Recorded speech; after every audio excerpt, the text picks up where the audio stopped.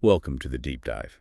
Today we're tackling just a huge topic, ancient Greece, the living legacy. You've shared some really great source material with us. Yeah, it's this comprehensive book. It basically promises to walk us through millennia of history, from the Greek Dark Ages right up to how it all still affects us. Exactly. And this deep dive is pretty focused. We're looking at this specific book, Ancient Greece, The Living Legacy by Walid B. from Tutora Me, published just recently, May 2025. Right, and what's interesting is its format. It's laid out like a narrative research paper, 20 chapters. It tries to blend, good storytelling with solid analysis. And the part that really caught my eye and I think makes it fantastic, especially if you're maybe an elementary school student or a history student just starting It's like out. Lily, anyone curious, right? Totally. It promises these Studio Ghibli-style illustrations at the end of every chapter. Imagine that. Pastel tones, hand-drawn textures, Yeah. bringing ancient scenes to life. That's like a brilliant way to make it accessible. It does. So our mission today really is to pull out the key insights from this text.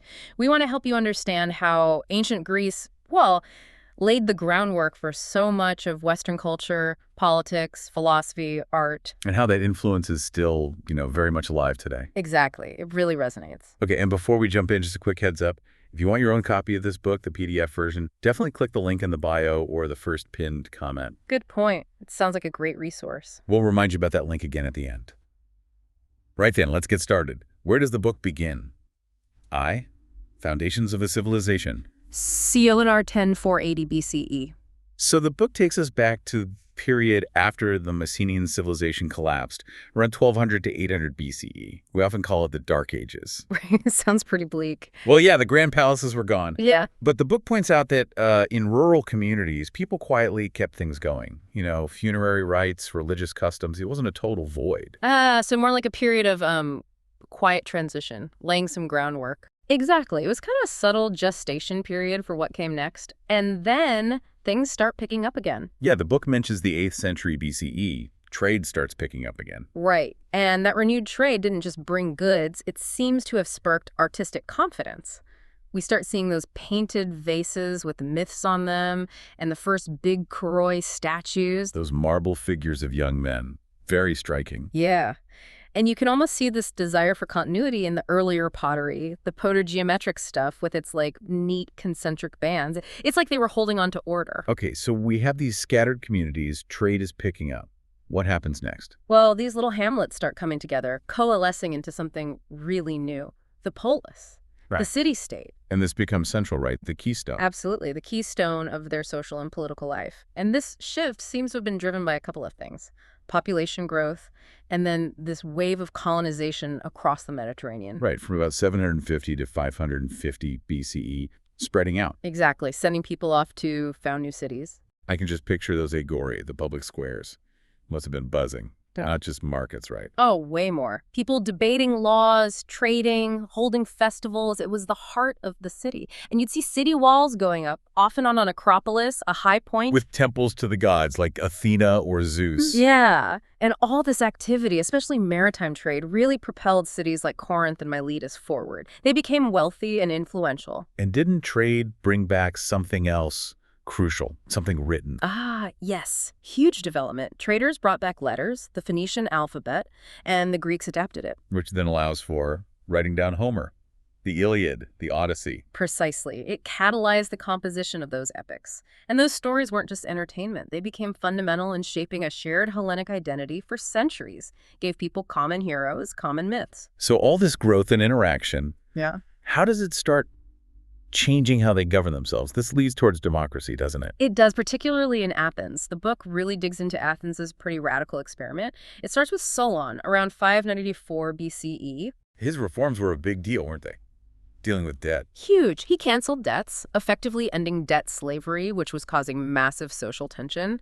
And he reorganized citizens into 4 classes based on wealth. But even the poorest class, the Thetes, got some power. Yeah, crucially, they got the right to vote in the popular assembly. It wasn't full equality, not by our standards, but it was a major step towards broadening political participation, trying to stave off tyranny or civil war, really. Pragmatic. But then Cleisthenes takes it further. Much further, around 5087 BCE. He basically broke the power of the old aristocratic clans.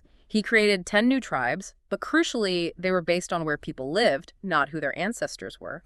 Breaking up those old loyalties. Exactly. And each of these new tribes sent 50 representatives to a new council of 500. This is really where democratia, rule by the people, starts to take shape as a concept and a practice. Citizenship becomes about belonging to the polis. So how did this Council of 500 actually work? What did they do day to day? Well, they prepared the legislation that the main assembly would vote on. They also handled a lot of the daily administration of the city. It was a real working body. And wasn't there that other mechanism? Ostracism. Yes, a fascinating tool. The assembly could vote to exile a citizen for 10 years. No trial, no loss of property, just gone for a decade. A way to deal with someone getting too powerful, potentially a tyrant, without bloodshed. Pretty clever. Very clever. A safety valve for their democracy. Okay, back to the Agora. It wasn't just politics, was it? You mentioned trade, festivals. Right. It was this incredibly multifaceted space. Judicial courts met there, goods were bought and sold, religious shrines dotted the area, philosophers debated. It sounds incredibly vibrant. The book mentions excavations. What do they tell us? They show some pretty sophisticated urban planning for the time. Aqueducts bringing water to public fountains, even public latrines. They were thinking about infrastructure. So you could picture vendors selling olive oil, maybe those painted cups, the kylixes. Definitely. And philosophers walking and talking with their students, debating virtue or the nature of reality. Families making offerings at small shrines. And women. Were they present? Yes, the book notes women were often there, especially during festivals, maybe as innkeepers or merchants selling things like perfumes or textiles. It was the real living pulse of the city. Democracy in action, in a way. Wow. And all of this is happening alongside incredible developments in art and architecture, too. Absolutely.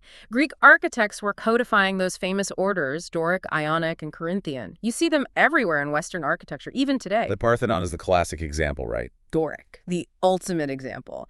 And it showcases these amazing optical refinements like in Tatesis, that slight bulge in the columns. To make them look straight from a distance. Exactly. And subtle curvature in the platform. It shows this incredible mastery of mathematics and aesthetics, how to trick the human eye into seeing perfection. And the sculptures.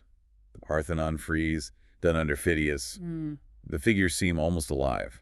They really do. Such dynamism. And then you have the elegance of the Erechtheion nearby, with its Ionic columns and those famous caryatids. The sculpted women holding up the porch roof. Right.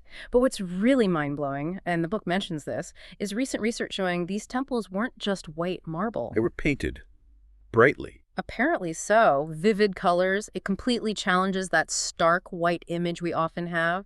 Changes how you picture the Acropolis entirely. 2. Zenith and strife. C. 490-399 BCE. Okay, so Athens is reaching this incredible peak. But then conflict looms large, doesn't it? The Persian Wars. Yes, a defining moment. It starts heating up, and then you get Marathon in 490 BCE. The Athenian hoplites, heavily outnumbered, somehow shattering Darius's Persian forces. A legendary victory. And then a decade later, Thermopylae. Leonidas and the 300 Spartans making that incredible stand. A heroic sacrifice, yeah. And crucially, the naval battle at Salamis, where the Athenian triremes managed to trap and destroy the much larger Persian fleet. What were the roots of these wars? The book mentions the Ionian Revolt. Right.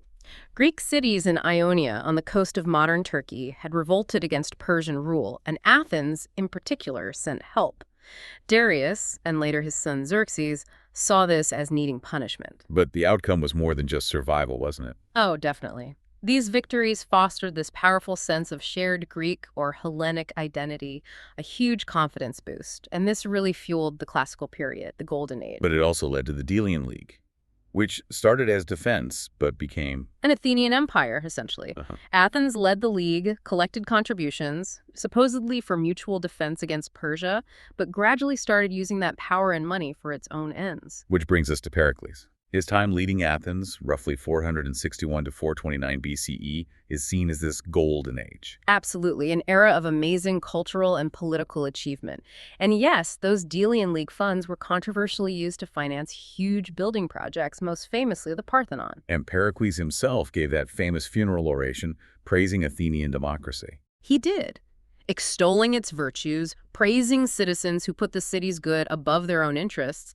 It's a powerful articulation of democratic ideals. But even in this golden age, there must have been challenges. You mentioned the Delian League funds. Any other vulnerabilities? A huge one, a devastating plague hit Athens hard in 430 BCE, right in the middle of the Peloponnesian War. Wiped out a huge portion of the population. Tens of thousands, yes, including Pericles himself. It was a massive blow, physically and psychologically, really tested the resilience of their democratic system under extreme stress. Wow. Okay, amidst all this, you also have the birth of Greek theater as we know it. Yes. Every spring, the city Dionysia Festival. Yeah. Huge event honoring Dionysus, the god of wine and, well, ecstasy. People flocked to the theater of Dionysus. And this is where tragedy really developed. Exactly. It starts with figures like Thestus, supposedly the first actor, but by the 5th century you have the giants. Aeschylus, Sophocles, Euripides. Their plays explore incredibly deep moral questions. Fate, justice. Still powerful today. And what about comedy? Running parallel, you get comedy, especially Aristophanes. He used satire brilliantly, making fun of politicians, philosophers, social trends. Even Pericles wasn't safe. So it was funny, but also had a real political edge. Definitely. Humor as critique. And they used masks, so actors could play multiple roles. The acoustics in those huge open-air theaters were apparently amazing so everyone could hear. It was communal, ritualistic, and a space for public debate through drama. But this cultural flourishing happens alongside another massive conflict, the Peloponnesian War. Athens versus Sparta. The great clash of the superpowers, starting in 431 BCE. Athens versus the Spartan alliance, a long, brutal war. Athens had the long wall strategy, Yeah. right? Connect the city to the port, rely on the navy. Yeah, avoid fighting Sparta's unbeatable army on land, but that meant crowding everyone inside the walls, which made the plague even worse when it hit. Meanwhile, Spartan forces were Ravaging the countryside around Athens year after year. And Athens tried to hit back, notably with a huge expedition to Sicily, which ended in total disaster, a turning point.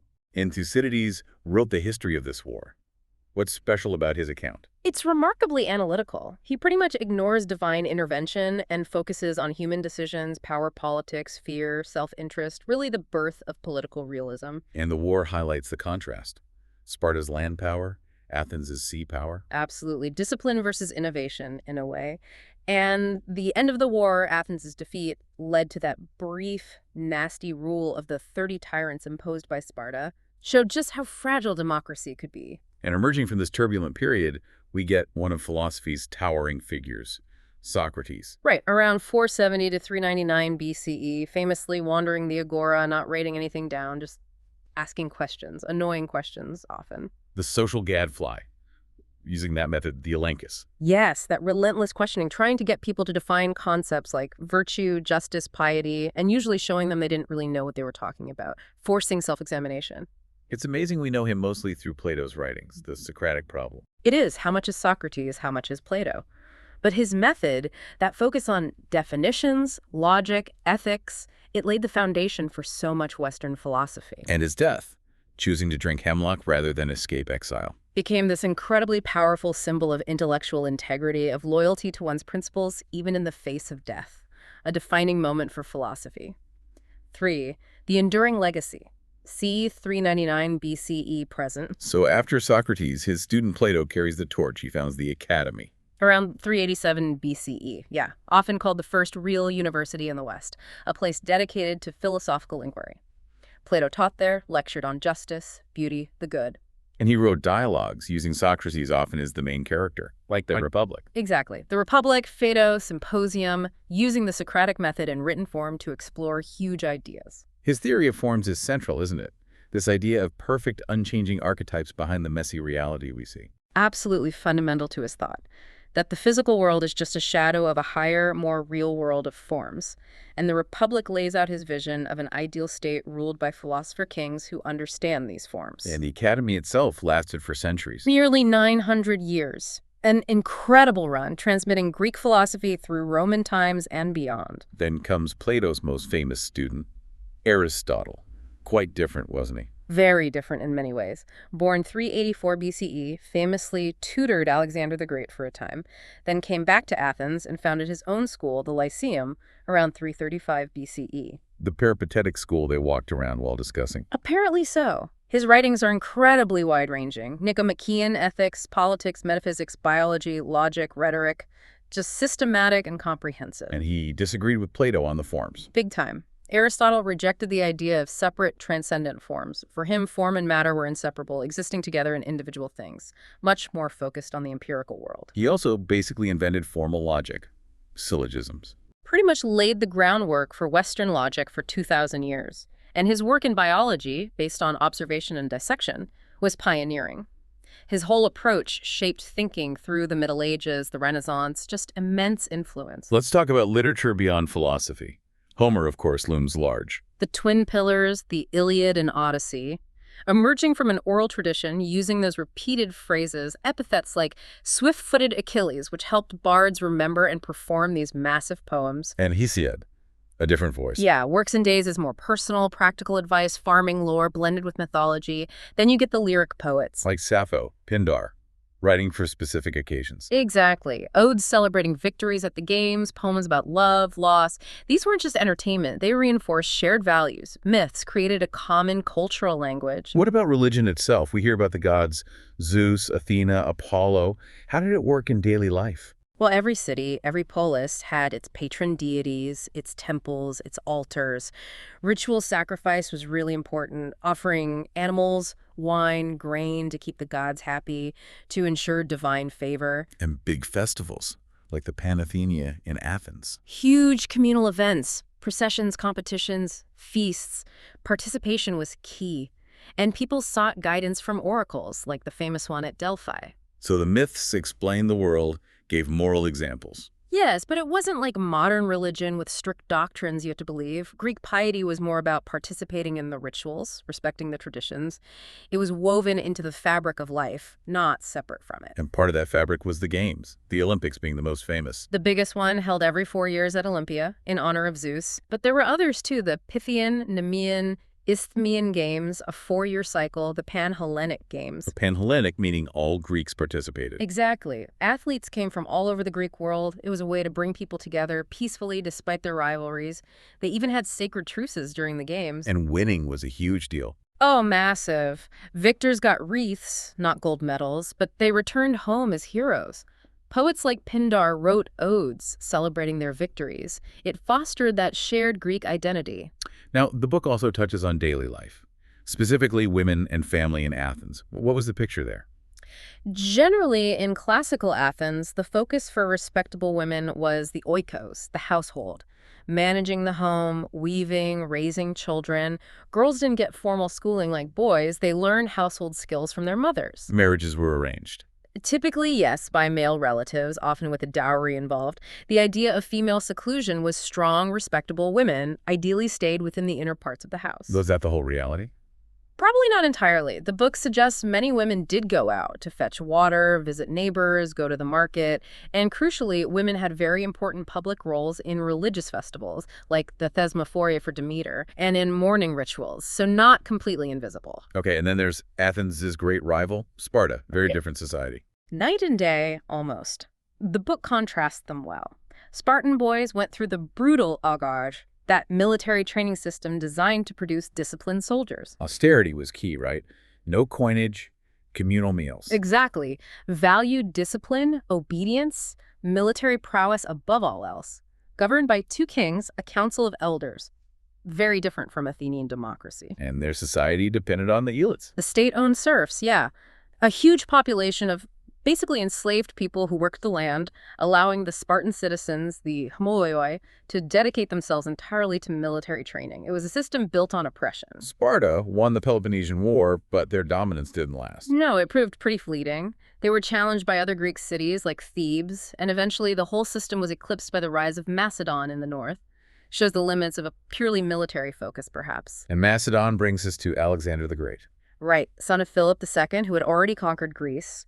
In 334 BCE, Alexander crosses into Asia, starts his incredible campaign against the Persian Empire. Wins amazing victories at Issus, Gaugamela. Just brilliant tactical victories against huge odds.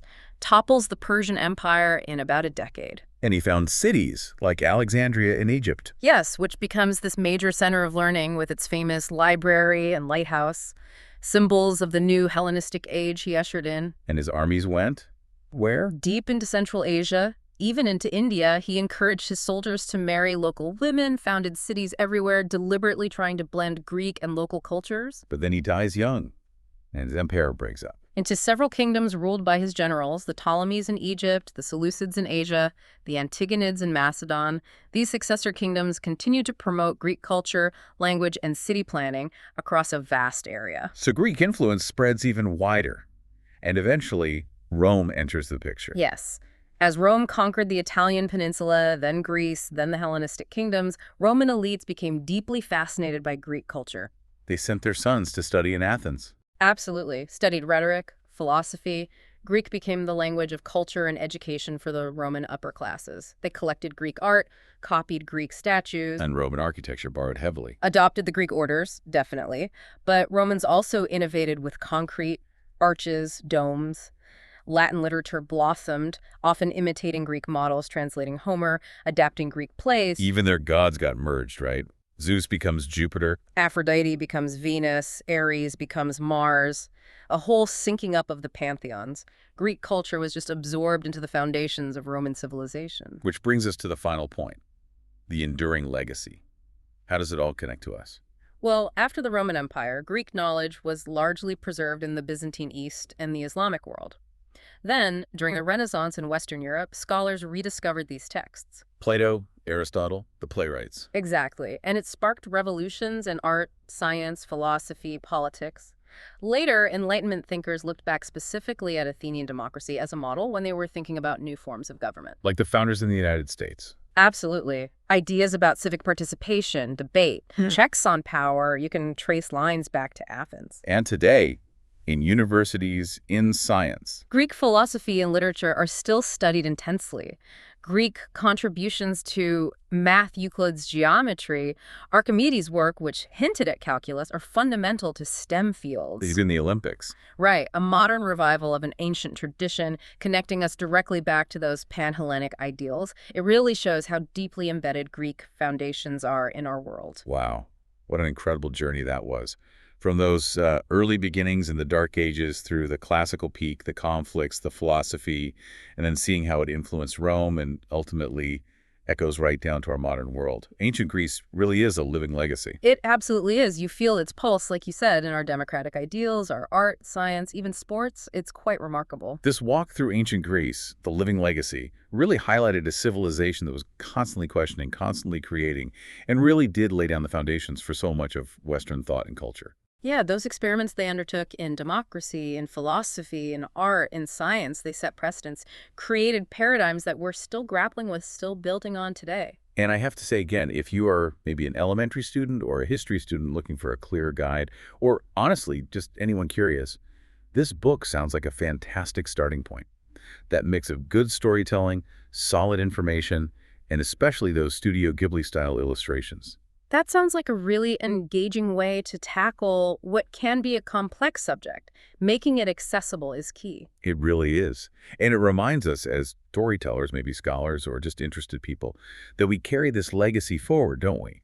By retelling the myths, debating the ideas, thinking about those civic virtues. It's a powerful thought. The past isn't just past. It lives on in the stories we tell, the questions we ask, the way we structure our societies. It's a continuous conversation. Well said.